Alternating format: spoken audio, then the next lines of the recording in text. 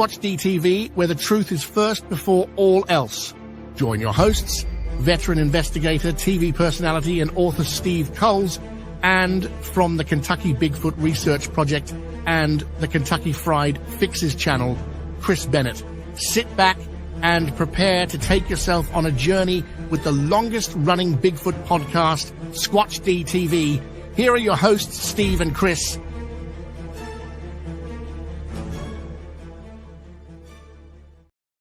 And good evening, cyberspace. Welcome to Squatch-D TV for today's date, October 4th, 2024. I'm your host, your guide, the Squatch Detective Steve Kulls, along with, well, the one, the only co-host with the most, Mr. Chris Bennett. What's going on, Chris?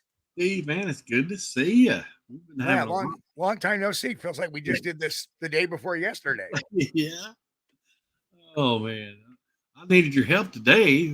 We had to mow the yard, which I got to mow for about half an hour before I quit. But finally got the yard mowed. Yeah, it dried up enough, and it was starting to get away from us. But we had, a full week of rain last week because of all that hurricane stuff that blew in, and it's really been wet around here. But the last few days, it dried up.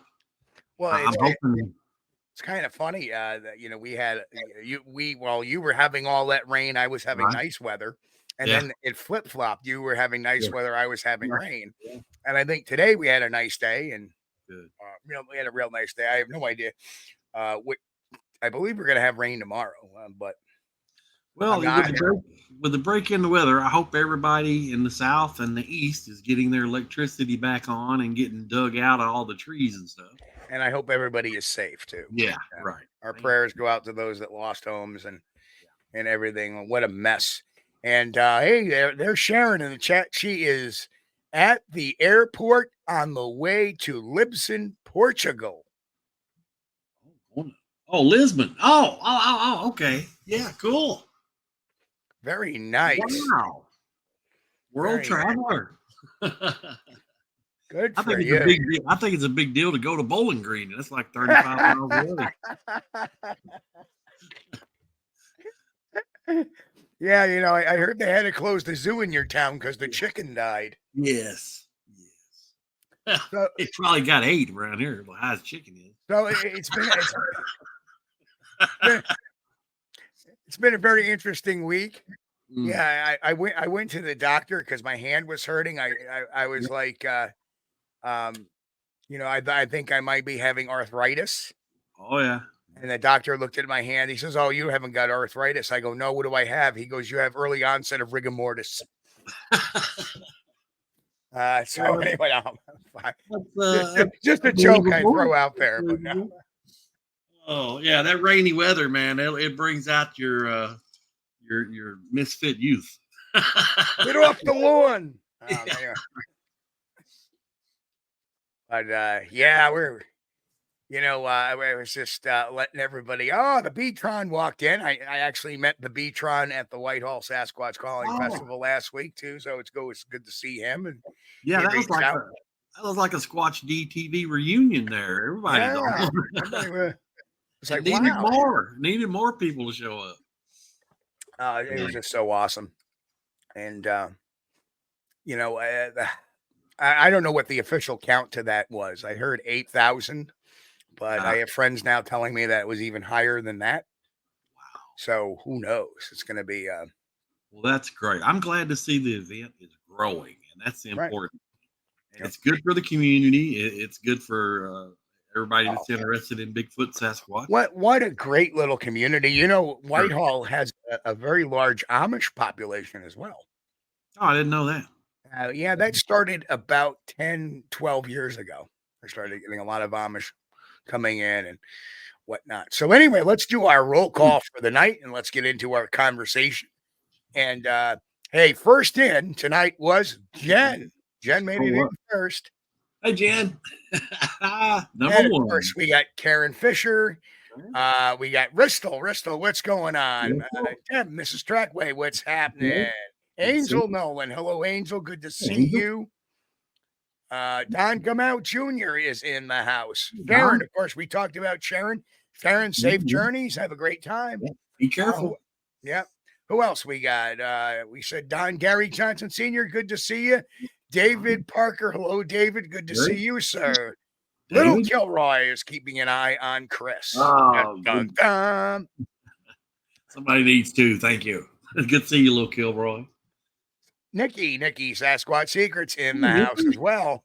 Welcome. Check out her podcast. Yeah, good show. She does a good show. Yep.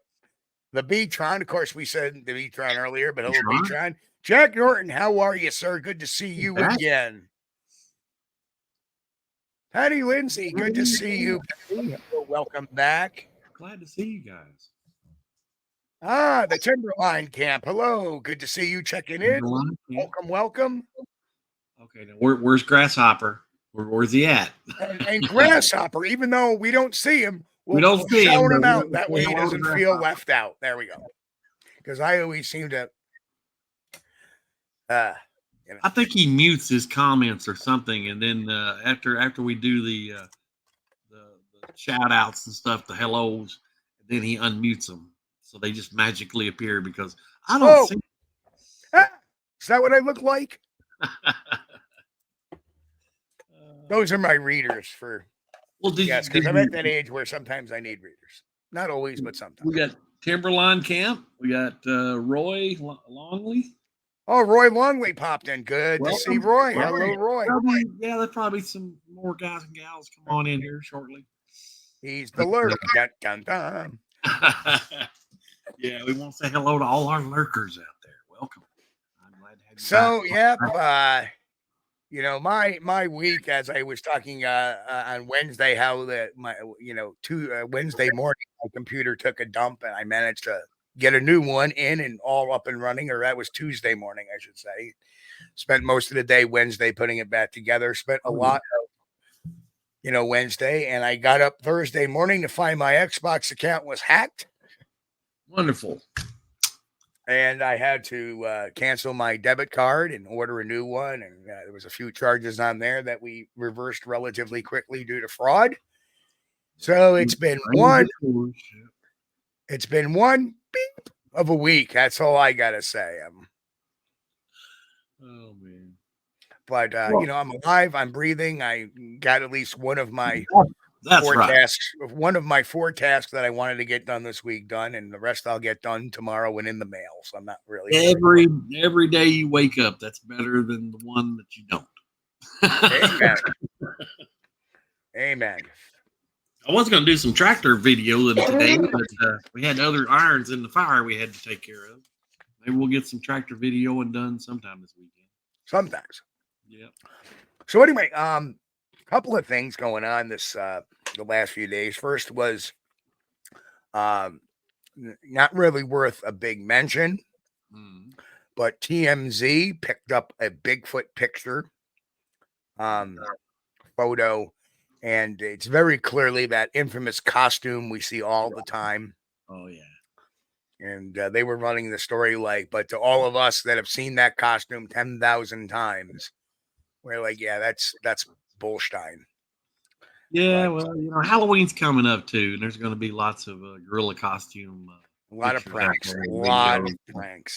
And, the internet went up like fire, but at least the internet this time around was responding with, a lot of the Facebook groups have been responding with, oh, yeah, look, TMZ's picking up this costume. Hello. This is what we've been saying for the last how many years? Yeah. Oh, my God. Thank you, Patty. Oh, golly. Thank you so much. Patty, you're so nice. We appreciate that. Thank you. So, yeah. Now, I'm going to... thank you so much. That support helps us, especially with the increased cost of StreamYard, which is going to start this month. And it's the increased cost of the new computer. but I got to say, something really incredible happened a couple of days ago. And I'm not going to show the video, nor am I going to play the audio, because I have reached out to this person. Right. And I want to get them on the show. But I would love to talk about this person's sighting encounter. And he has a channel on YouTube, not a very large one. His getting close to that monetization threshold. So I don't, but let me preempt this by saying I don't think this was any reason for him doing this. He starts off very emotionally, stating that, you know, he wanted to get away for the weekend. And so he hopped in his truck and went up to the mountains in Oregon. Right. And he found this spot and he was out doing stuff with nature. And then he was going to sleep in his truck overnight. And he's got his truck set up that where he could sleep in it, which a lot of people do. Oh my God. Yeah, now that Patty, you are fine. Oh, yeah, that's wonderful. I mean, thank you so much. Thank you so much. And I am so sorry about your loss. I couldn't imagine what you're going through. And, you know, I'm sure on behalf of me, Chris, and everybody that's in chat and out there listening, our prayers are with you for, you know, strength. That's right. And so we're so sorry about that. Gosh. And, you know, I'm glad, hopefully, Patty, we could bring some happiness or some entertainment into your life, because I see you in chat all the time, and we really appreciate you being here. And if we bring you some joy in these terrible times, then we're doing our job, and it's worth every second that we do this. And that's why we do this. Is, you know, we decided to do this a little more frequently than once a week because people were showing up to our special shows. And we have people here that every time we do a show, they are there, and we appreciate that. We love that, and it keeps us going. So, what a great bunch of guys and gals. Again, so sorry, Patty. You'll be in my prayers. Hang in there, Patty. So anyway, you know, when it just goes to show that, you know, when you know, we talk about, like, I'm sitting here complaining about a computer blowing up or, you know, a debit card being wiped out, but then you hear that story and it just throws you right in the face how everything else is so insignificant. Yeah. You know, that's right.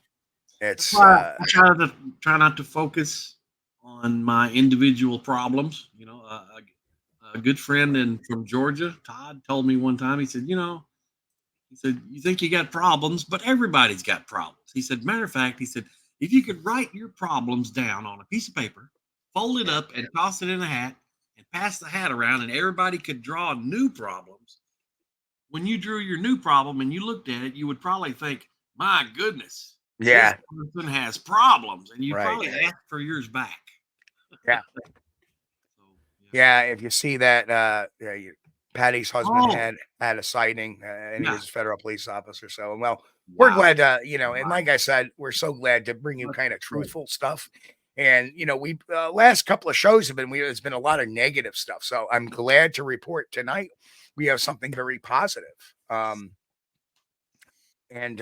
this guy's sighting was pretty incredible. The way he came off was so much more incredible. But let me digress and kind of paraphrase the sighting a little bit. So he was out there and he went to bed.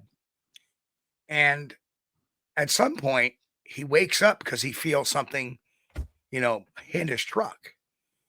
And he had his shade up, his sunshade up in the window, so he couldn't see out front what was going on. It sounded like it was the front of the truck.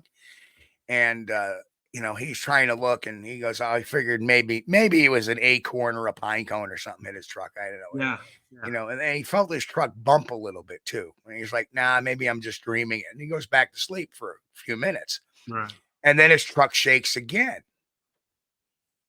And he realizes that now it seems like it's shaking more side to side than it was front to back. Yeah. And now, mind you, when he's telling this story, he goes into a preamble before he starts to tell the story. How he's very reluctant, and he is showing all the body language. I mean, if anybody knows, you know, I'm into body language and behavior and neurolinguistics and all that. He is showing all this body language and all this stuff that clearly shows he is stressed about talking about. He's very pensive about talking to him. and he goes into this story, and he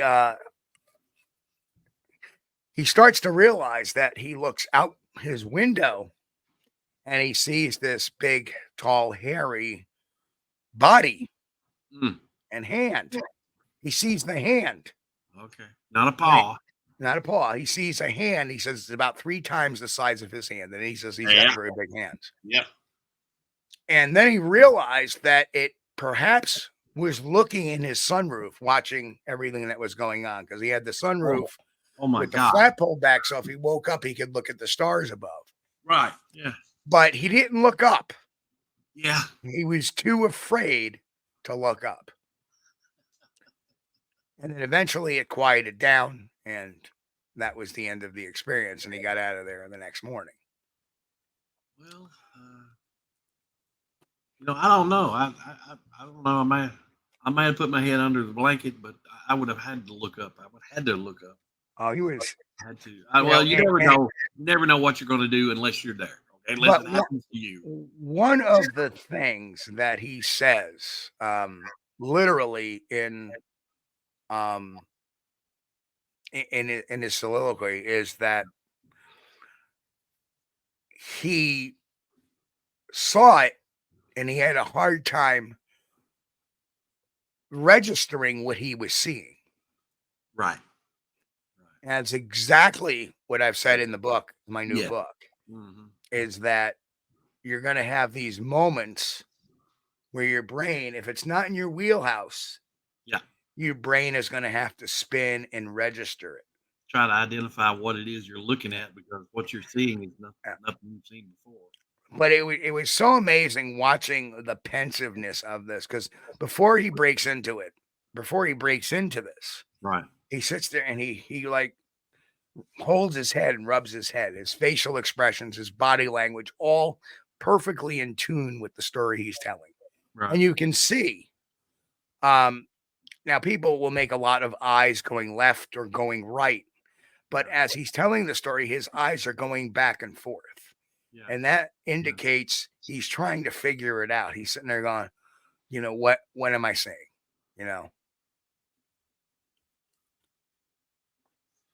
Well, I'm going to have to catch that, because that sounds interesting, and it sounds like a credible encounter.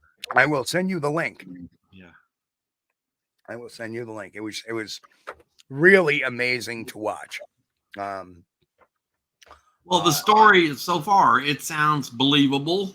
Yep. Totally believable. Somebody going, you call it car camping, but he might have been in a truck. Sleep in a vehicle. Okay, that's totally, especially if there's bears in the area. I had rather sleep in my vehicle, Now we do have a question from Jack Norton. Says, do you guys think Sasquatch live across the Americas or just in? There have been Bigfoot-like creatures seen in North America, South America, Europe, Asia, Australia, New Zealand, Alaska. The only place you do not necessarily see them is in volcanic islands, such as Hawaii or Samoa or Fiji, which are all islands that were created by volcanic activity. Where you see Bigfoot sightings is when the earth was all squished together in Pangea and it broke apart. That's where you start seeing, or hearing of stories of these creatures that look like a Bigfoot or described as a Bigfoot. Right. Yeah, I think about every state has reported Bigfoot sightings. Except I don't think Hawaii does. Hawaii. Well, supposedly they do, but it sounds kind of far-fetched. Because cows weren't even indigenous to Hawaii. Nothing was, people weren't even indigenous to Hawaii. They came from other islands. Yeah, it's too far away. I mean, even if, we talked a little bit about do they swim or not, last show or the show before last, I can't remember. I'm sure they don't swim. I'm sure they don't swim from like New Zealand to Hawaii or California to Hawaii. I don't think. No. Even if they're strong swimmers, I don't think they could make it. No. But yeah, this guy's sighting is incredible. So I did send him an email today, and I applauded his courage for coming forward saying that, because he says right in it that, he feels like that in a lot of cases and he couldn't find the word. And then eventually when he was doing the production, he put in there, and the word I was trying to find was stigma. And he goes, people won't, necessarily believe it. Yep. That's right. People will think whatever they want to think, and right. You just gotta. At first, it bothered me. It bothered me, and then I decided, well, I can't help it that I've experienced something that they haven't. Well, that's why usually when I talk to people, I do not come out with the excuse, well, the reason why I believe a Bigfoot exists is because I've seen them. Right. I don't start with that. Right. I talk about the evidence first, and talk about the stuff I've debunked and the stuff that I can't explain, and about the scientific method and the processes and the investigative processes that I use. And then I say, oh, by the way, I have seen 2 of them. And their attitude changes a bit, because now they realize that, well, this guy sounds like he's pretty grounded. And then all of a sudden he says, well, I've seen 2 of them. Yeah. What? Because now they've accepted me as being credible. And now this credible person is telling them, hey, guess what? I had a really good conversation.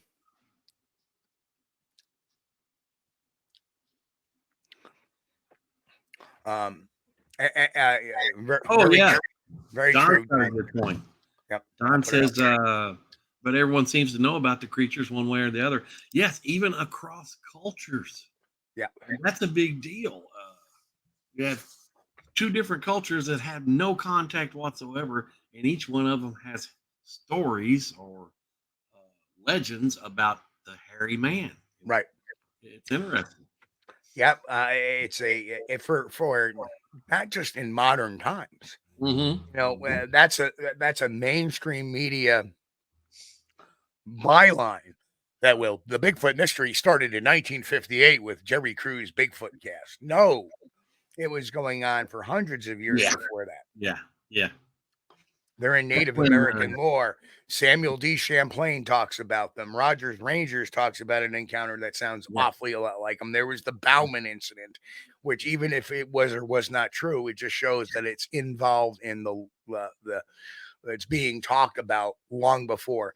The 60 or 70 articles that I've dug up, or read the Historical Bigfoot by Chad Arment, who literally has hundreds of accounts from newspapers prior to 1900, talking about the wild man, the hairy man, the bear man, a baboon-like creature, all these types of things. Of course, baboons weren't even roaming. Like in Florida, they do have problems with monkeys being released by pet owners and stuff like that. So every once in a while, one springs up. Well, and you got your Native American lore, and right. There used to be one guy on the skeptics forum. I think it was Kitakazi.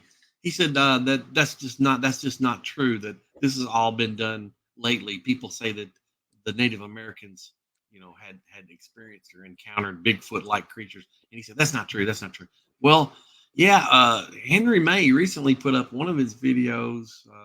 And it's got a picture from 1937. I think it's 1937.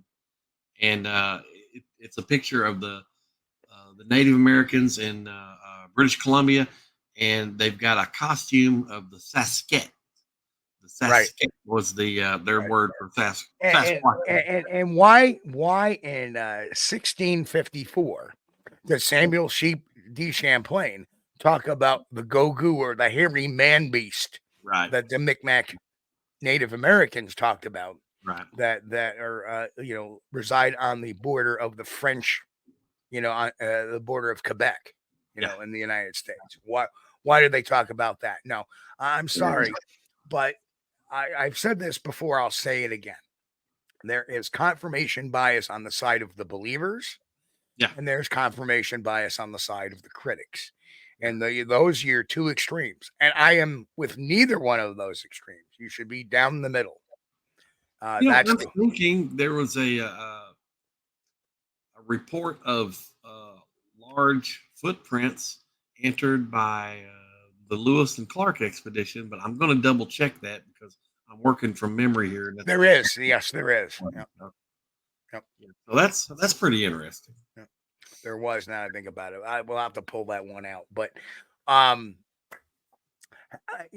speaking of this, I had a really great conversation with a guy by the name of Ben today. So if you're out there listening, Ben, hello, good to see you. He's got but Ben is a skeptic.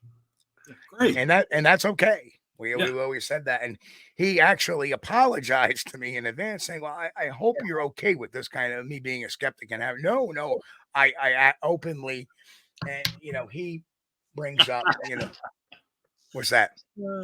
Yeah. Apologizes in advance for being a skeptic. No, that's fine, man. I was a skeptic too. And I recommend everybody be skeptical right up until the moment you have an encounter yourself. Right. Because, the whole time when I was even finding tracks and stuff like that and footprints, and I was like, well, this could be somebody messing around. Okay. It could be faked. But when you're looking at old Big and Hairy, that's when you'll know. Oh yeah, right. Okay, they're out there. Yeah, they're out there. But it's kind of funny because I asked him a lot, and he said, literally, what's your issue? He goes, well, witnesses, have proven to be unreliable, and I'm like, what? I go, that is a skeptic bias talking. If witnesses are not reliable, then why do the court systems in the United States, the eyewitness is the most important piece of evidence you can have in a court of law. I saw that person do that. Right? Yeah. See, the problem with that train of thought, though, is the skeptic requires every witness ever to be wrong.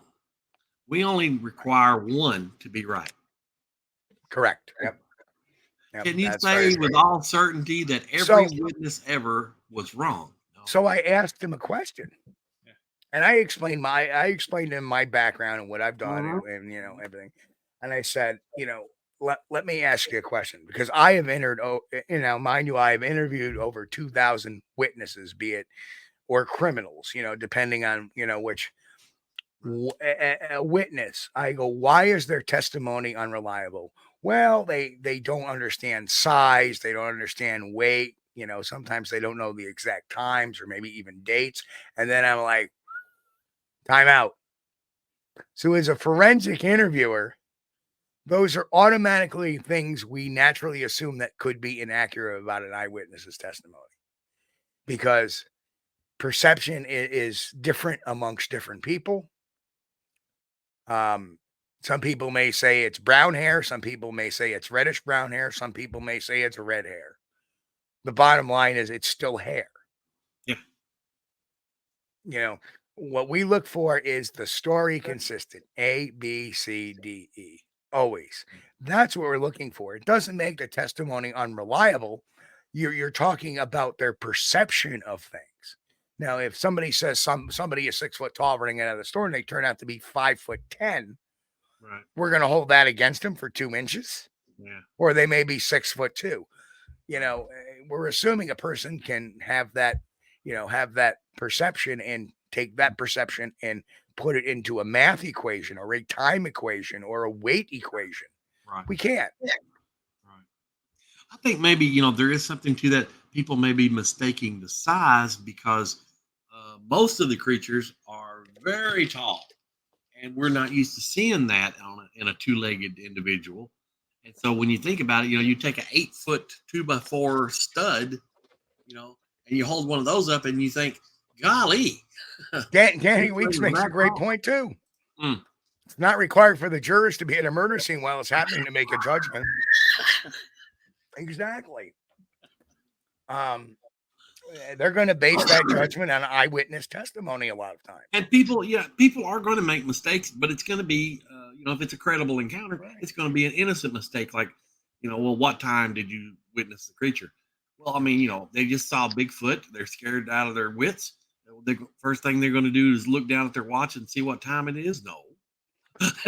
and why is it that we can say a person that has seen a Bigfoot, right?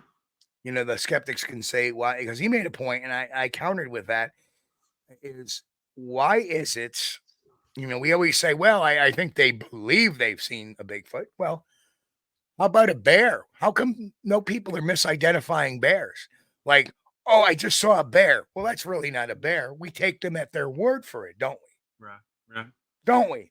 Yeah. We take them for their word about bears. We take them for the word about bobcats. Hell, we even take people's words about mountain lions when mountain lions are in areas they are not supposed to be at. Right. Yeah. But we have a problem with saying, oh, I've seen this. Yeah. What is intrinsically wrong with that?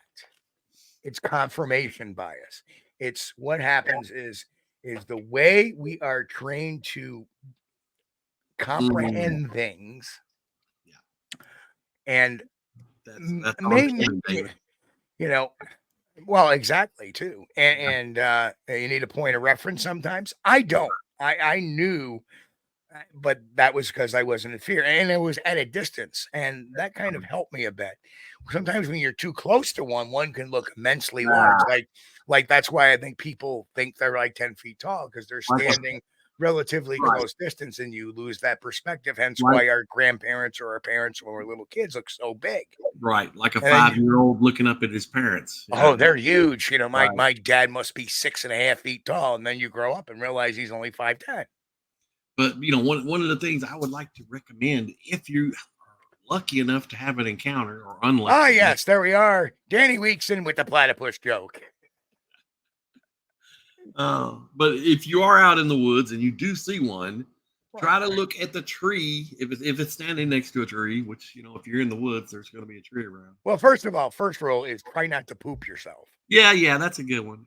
Tell your feet to stay planted, and then look at the tree next to it and try to envision a spot on that tree where the top of its head's at, and you can come back later when you feel safe and secure with fresh underwear and measure up off the ground and see how tall it was.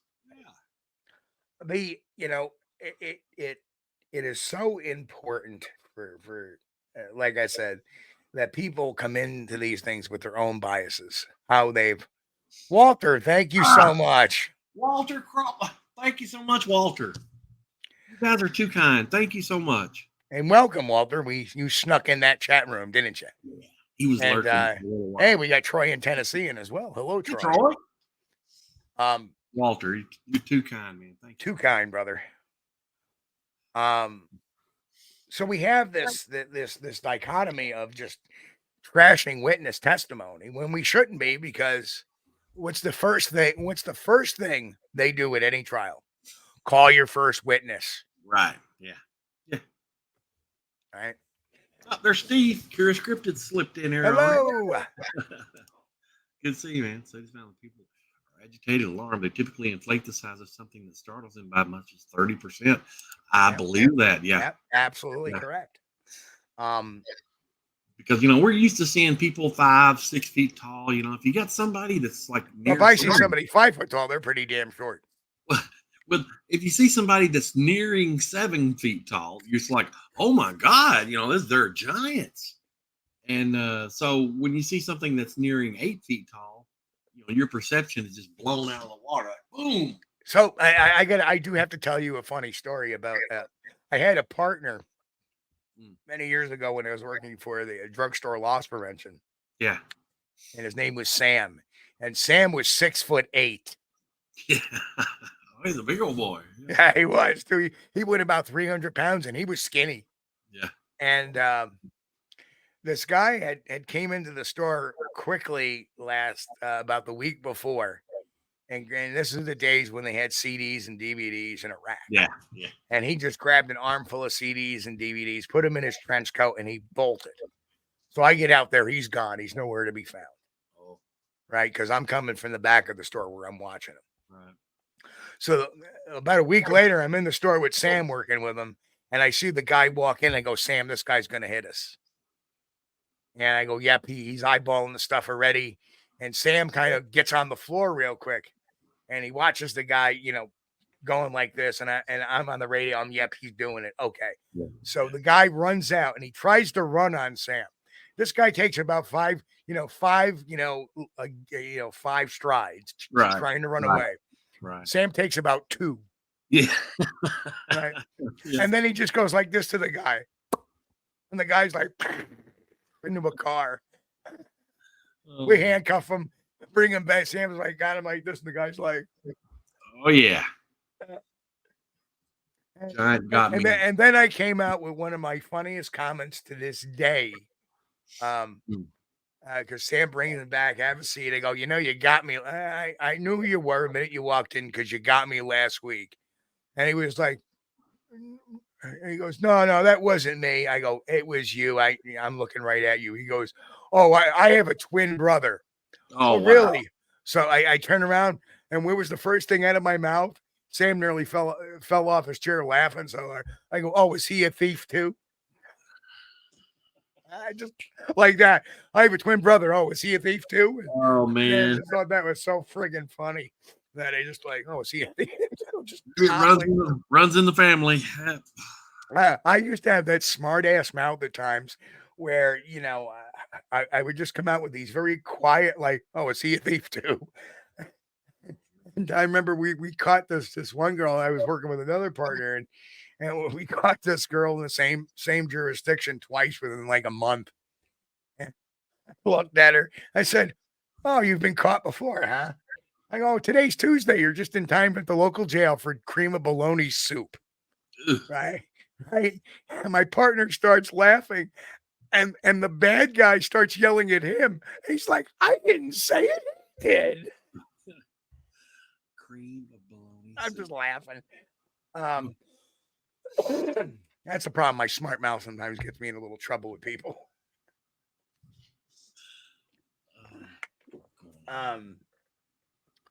But that's just me. I'm just a humorous guy, I suppose. But let's getting back on topic.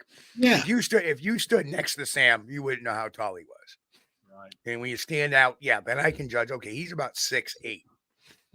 Yeah. And that's because of my background constantly watching people, actually catching people, and then asking them their height, and I'm already judging it. I got to fine tune my height ability skills with a lot of things. Yeah. But to see something that big, you're going to be frightened, and you're not going to be the best judge of size. Yeah. So I would say it's probably acceptable and probably common for people to maybe, I don't want to say exaggerate, but I just think, maybe their concept. Misjudge. Right. Misjudge. Concept of the size is off a little bit. Could be. And I'll go to my very first night vision sighting where I saw something in my night vision. I originally said the reeds that I had seen this thing pop up and were 4 feet tall. They weren't. They were 6 feet tall.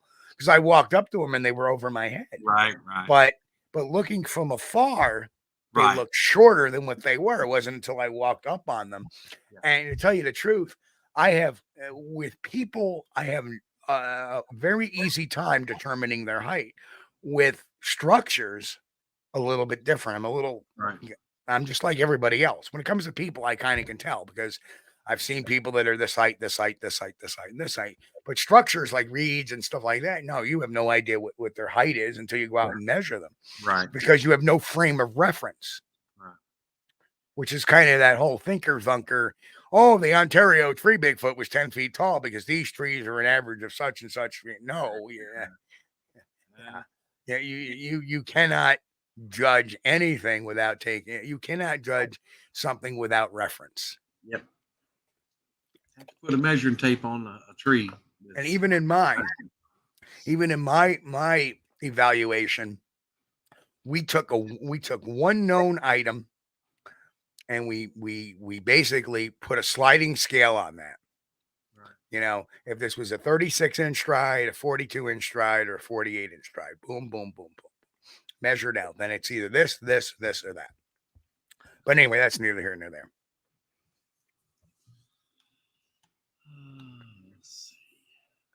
Oh, I can. Robert goes, I may believe in Bigfoot, but I don't know if I believe that Steve is a smart ass. Not always. No, not always. When I am amongst my peers, I can be very professional. I can be outrageous and rambunctious.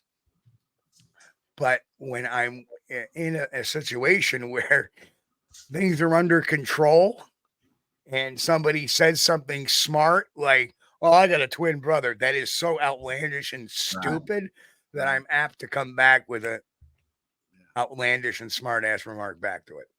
That's just the nature of the beast. And like hence many years ago, the person who called in and said that they have a UFO in their pants. And I said, I'm surprised you could see that without a microscope. And it just rolled right off my tongue like that. Yeah. That happens. Blog talk radio days. That happens.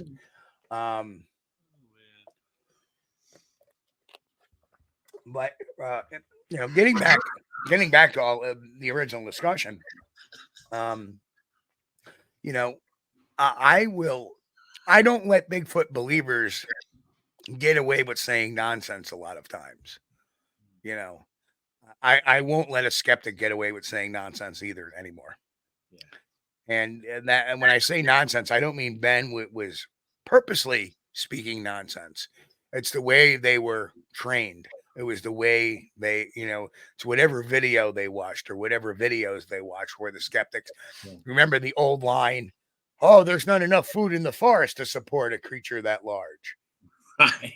Until we pointed out to these experts and skeptics with PhDs behind their name that, a black bear needs 15,000 calories a friggin' day for 3 months before they hibernate. What do you mean there's not enough food? An 800-pound creature only needs about a third of that, if that.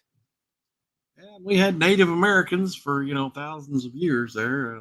They eked out a pretty good living without going into a Wally World or a Kroger. Right. So it's very important to keep people in check when it comes to saying outlandish things. And, maybe not, again, like if somebody is saying something on their profile that's outlandish, I don't argue with them on their profile. Why? It's kind of like I run by a rule. This is, even though we have a membership and I allow members to say what the hell they want a lot of times, this is still my house. I got to keep it under control. That's why I won't let somebody come in and make a trollish comment. That's why we kind of moderate a lot of our comments, because there are a lot of idiotic comments that come through. They'll say, oh, you're wrong about this. You don't know what the F you're talking about. They don't come in that often, but maybe a couple a month will come in. And, that's why I'm not gonna sit there and argue with an idiot, nor am I gonna let them post or comment. If that's the way they feel, boom, they won't comment anymore. Yeah, Lori got a good point. She said, "I'm seriously have always believed in these creatures. I get so much flack, even paranormal groups. It's crazy." And I agree. A lot of times, especially whatever. On the other hand, now Lori, hello, Lori, welcome. It's a name we haven't seen too much. So welcome, Lori. First of all, welcome to the gaggle. Kick your feet up, make yourself at home, grab yourself a refreshing beverage and a snack, and have fun. And I will say, I have, and a lot of people know this in chat, some may not. But for a good amount of years, I ran my own paranormal group. I started doing paranormal investigations in 2010 and 2013, started my own group and ran it for about 6 years. And then we decided, we kind of let it slide and go by the wayside. But one of the reasons why I got out of the paranormal was, the SLS cameras. And those are the things where they use the Microsoft Kinect device, which they use for like VR and stuff like that. And they'll look on the screen and they'll see little stick figures being made. And oh my God, look, it's outlining a stick figure because the IR scan is reading a stick figure there that we can't see.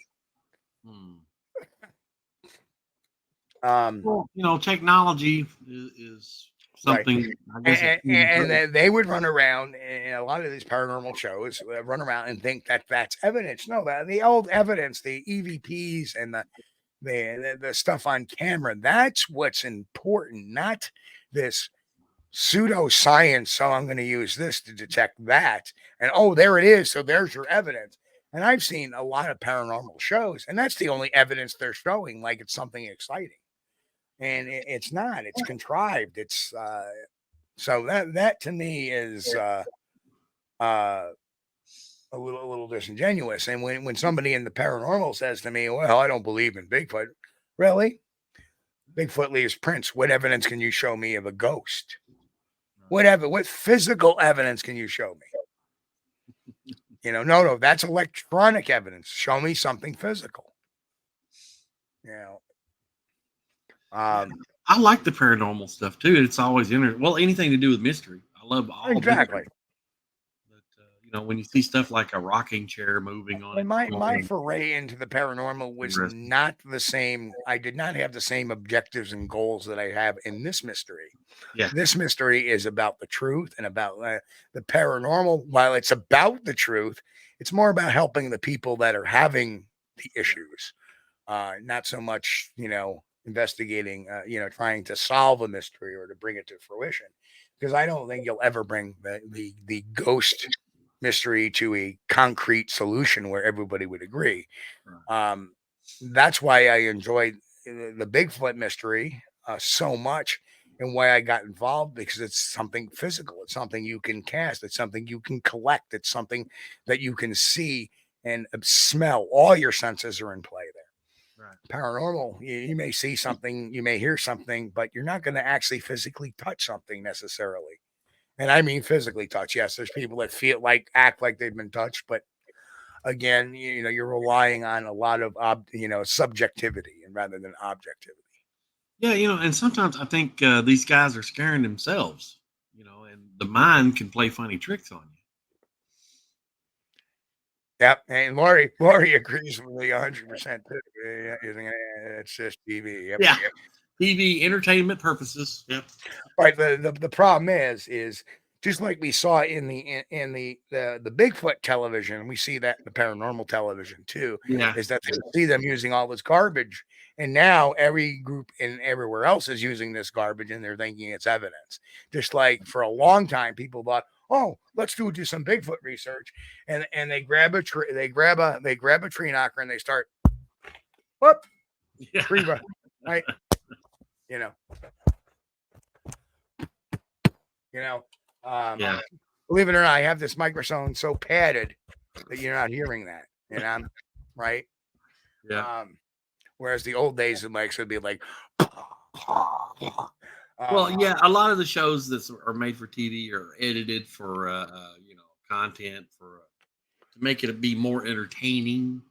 And I think one of the early shows of Finding Bigfoot, they had a real problem with one of the edits that they had made, because they had Matt Moneymaker and everybody knew they had a thermal image of a horse, but during the show they kind of portrayed that as maybe it's something right else, that almost caused them all the walk too.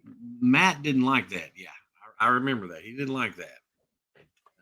It seemed a little dishonest, but then again, when you look at it, they were doing it for entertainment value. Yes, you can, Troy. I just popped my email address in the chat.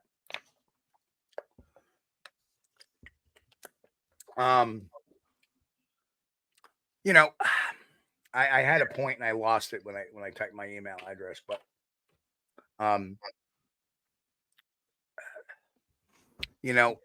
it comes to show that there are negatives and positives to everything. The positive side is Bigfoot really didn't become a 4-letter word anymore. It removed a lot of the stigma to the whole process. But on the converse side, it made Bigfoot research look a lot more simplistic than it really is, and it's not. Jack Norton. That's what I wanted to get to. Got a good comment here. It says, I hate that people say that Native American stories are all fake because of things like magic and guns. And don't say that word. Oh, sorry. Well, a lot of these stories are word of mouth, and to tell a good story, they would add these things. Well, that's the thing. There's some people that try to portray that the Native American connection with Bigfoot is modern and recent, but that's wrong. It's not. And yes, there was an air of magic and mysticism to it, because that's the way the Native Americans saw most things. Right. They gave spirit, animal, whatever you want to call it, to wolves, to eagles, to bears, to coyotes, to rabbits, to every animal in the forest was a spirit. So understanding, and that was their connection with the earth. So to understand Native Americans talking about a Sasquatch or a Bigfoot that way, it's not a big deal, where they felt it may have been another tribe. But the problem is that there's a lot of people in modern days that take that so literally and want to say, oh, they're the forest people. No, they are not a people. People is, if you look by definition, people is a human. Person is a human being by definition. Yeah, they would have to have their own culture, Well, and I'm sure they have culture, but not in the way we define it. We have a very complex artistic culture, but a people they form nations. People form these elaborate cultures, art and music, and politics and farming and different types of things. And it's generally very universal, to tell you the truth. I mean, hang on one second, Chris. Go right ahead. Say your comment. I got to turn the heat off in this place. Bacon. A lot of the people will report that these creatures have language too. Some reports, I'm not going to say that it's real common, but some reports will hear the chattering and the evidence of language. But, I don't know. I don't know about that.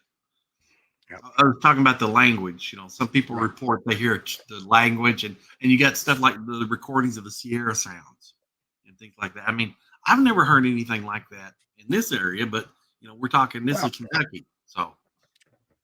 Maybe. And the issue of language, I mean, that's a whole nother convoluted.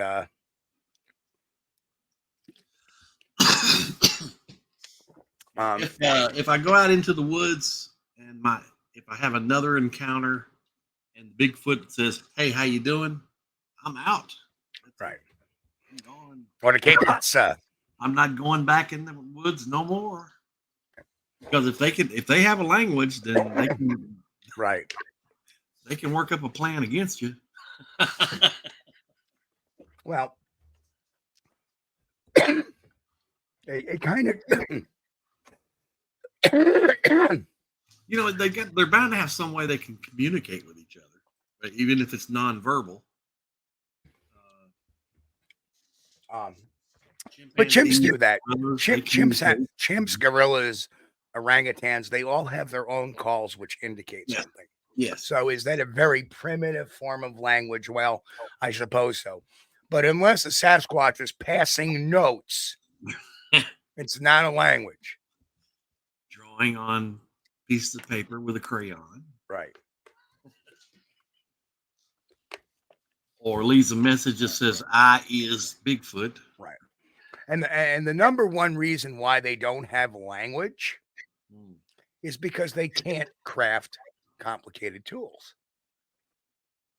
That is we got language before we got skills like that. Or no, I'm sorry, the other way around. We started foraging things and putting tools together before we had language. Right.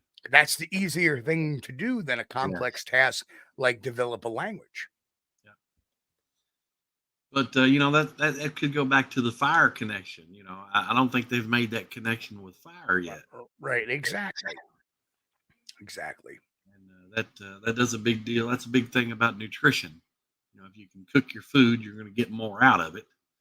And some people say that raw, you get more nutrients out of the raw, but I don't think so. I think by cooking your food, it allows you to eat. Now, Lori says, just throwing a thought out there, Neanderthal. Problem is Neanderthal wasn't tall, was not a tall. Right. They were about stocky. 5.5 feet tall, short and stocky. Very bone density.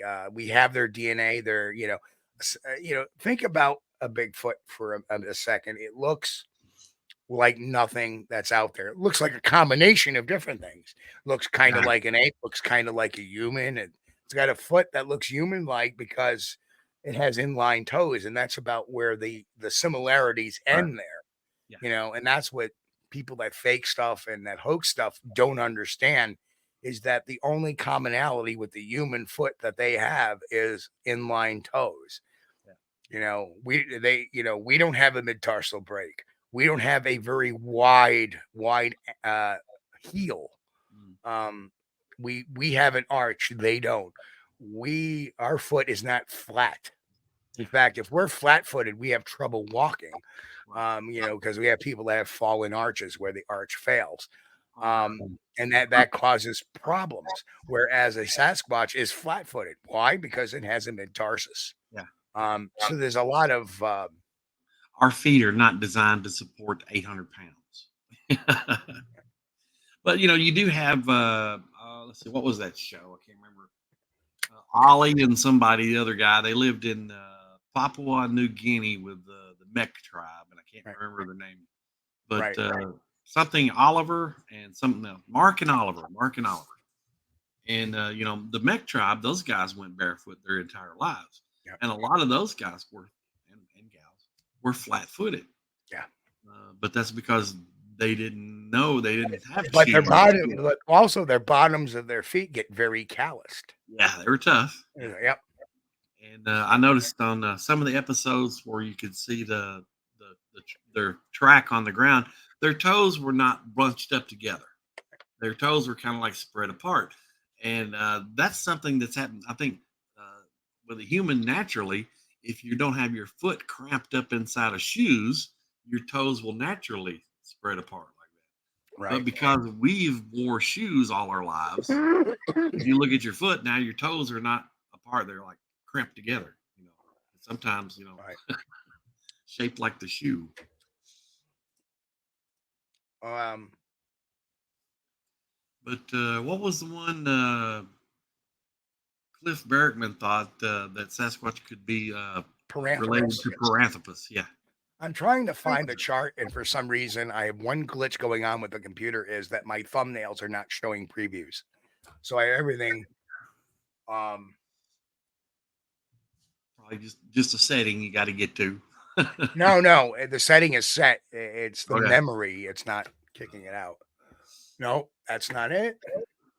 I'm only going now. Some of them are starting to show up. It's just taking a little longer. There we go. There we are. So let's go back to our chart here, and so this is for Lori's benefit here. This is our basically the branch of the great apes and Homo sapiens and Paranthropus and stuff. So as you can see, that chimpanzees and bonobos are direct descendants of Australopithecines, and we are part of the Homo genus. And of course, there's another group called Paranthropus. Now, Paranthropus supposedly all died out, ending with the Paranthropus boci and the Paranthropus robustus. The Australopithecines continue today with the chimpanzees and the bonobos, and I'm sure now the billy apes as well. And then we have the Ardipithecines, which is where I believe your like your orangs and sorry, Australopithecines are also gorillas, and orangs also come from the Australopithecines. Now the big question is a Sasquatch fall as part of the Australopithecines? Because there are some that all of those have mid-tarsal breaks, but none of them have inline toes. And then you have Paranthropus, which I believe the Robustus had neither, mid-tarsal breaks, no inline toes. But then you look at the Homo genus, which has a lack of a lot of hair, except when you get down to like Homo naledi and Homo habilis.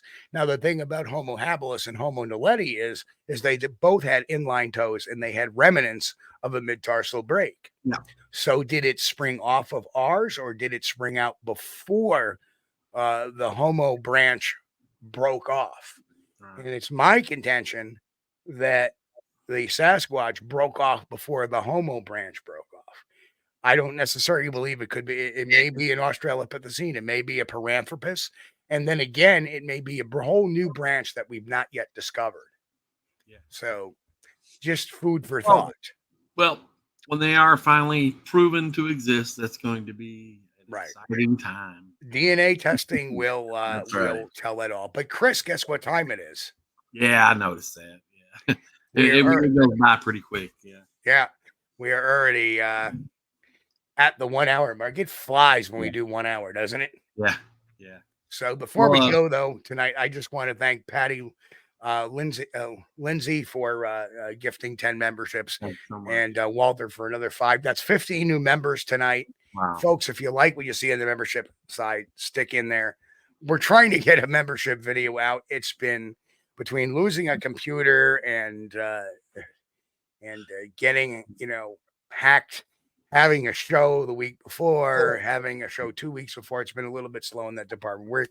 Trust me, we got some great ideas for some membership videos, and we're going to be working on that real soon. Some behind the scenes stuff, all kinds of good stuff coming up. And we're going to also probably get back to doing an occasional long form video that we'll put up there during the week, maybe every other week. But, like I say, we love doing live podcasts where we can connect, answer questions, present some new stuff, present breaking news. I mean, we're on 3 days a week now. It's not a hard thing to do to get breaking news out to you quick. So some of the points that are made in the chat and some of the questions that come from chat are just awesome. You guys are great. Yeah. So Lori, welcome to the gaggle. Yeah. Learn as much as you can. We try to put out the best information. We learn from you guys a lot of times too. So a lot of times you guys bring up some great points that we hadn't considered. So, but Chris, do your thing as we get out of here. Yeah. Well, again, I want to thank everybody for joining us and hanging out with us on Friday night. We appreciate it. We appreciate each and every one of you. And, I feel we're lucky to have you because I know, and Steve knows, you guys are the best Bigfoot audience we could ever hope for. But if it's your first time, if you're new to the channel, smash that like button, bump the thumbs up. Hit the subscribe. It doesn't cost you anything to do that. It's free, and it kind of helps us out. But we appreciate you guys. Thank you. Yep. And, of course, guess what we're going to do in a couple of days, Chris? What? You had mentioned the Eric Beckford interview. Yeah. Yeah. So we're going to do a play-by-play of the Eric Beckford episode we did. Oh, yeah. That'll be fun. Back in 2006 when Eric was alive. That was before I came to the channel. Yeah. Yeah. It was almost 4 years before you came to the channel at that point. Yeah. And so we're going to do a play-by-play of the Eric Beckford show. And we're going to have a lot of fun with it. We'll stop it, start it. And we're going to have a blast. And you're all going to get some good laughs. And you're going to get some insight, too. Because Eric did say some things that did eventually come true. Yeah. The one thing we didn't see was the parallel universe where Tom Biscardi was honest. That never came true. But but anyway, we want to wish everybody a happy Saturday for tomorrow. We will see you all Sunday night, 9 p.m. Eastern. Everybody have a great week. We will see you all in a couple of less than 48 hours. Everybody, peace out. We thank you for being here with us on Squatch-D TV. If you haven't taken the time yet, please hit that like button and subscribe to the channel. And oh yes, hit that notification bell too. We don't want you to miss anything. If you really like our content, you should consider becoming a member, and it's really inexpensive and a great way to support not only the show, but honest Bigfoot research. Everyone have a great week. Be safe and God bless. We will see you all here next time on Squatch-D TV. Keep on squatching.